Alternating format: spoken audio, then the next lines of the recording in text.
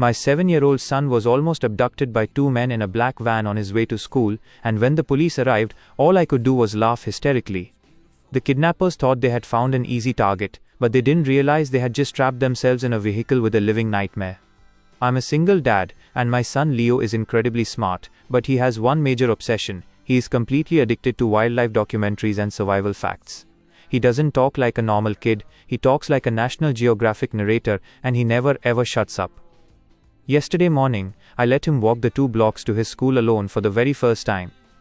I was secretly tailing him from a distance behind some bushes, just to make sure he was safe. Halfway down the street, a black van pulled up. 2 men jumped out, grabbed Leo, shoved him into the back and sped off. My heart instantly dropped. I sprinted back to my car, dialed 911, and started tracking the GPS chip I had hidden inside Leo's school shoes. I followed the signal for 10 agonizing minutes, until the van abruptly swerved into a supermarket parking lot and slammed its brakes. Before I could even park my car, the side doors of the van flew open.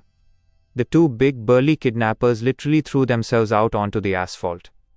One of them was holding his ears, crying, and the other was frantically pounding his head against the steering wheel, screaming for mercy. I jumped out of my car, ready to fight, but stopped dead in my tracks when I heard Leo's cheerful voice echoing from inside the van. He was sitting comfortably in the back seat, kicking his legs, and lecturing them at the absolute top of his lungs. Asterisk, did you know that a blue whale's tongue weighs as much as an entire elephant? Also, if you don't clean the inside of your van, the dust mites will lay millions of microscopic eggs in your eyelashes. Let me tell you about the reproductive cycle of the Amazonian dung beetle. The kidnappers saw me, ran toward my car and literally begged me to take him back. One of them shouted, asterisk, please man. He hasn't stopped talking for a single second. He told us 40 different ways a human can die of parasite poisoning. Just take him away. The police pulled into the parking lot a moment later with their sirens blaring. As they tackled the 2 weeping criminals to the ground, I looked at Leo, who was now holding a bag of gummy bears the kidnappers had given him, just to try and shut him up.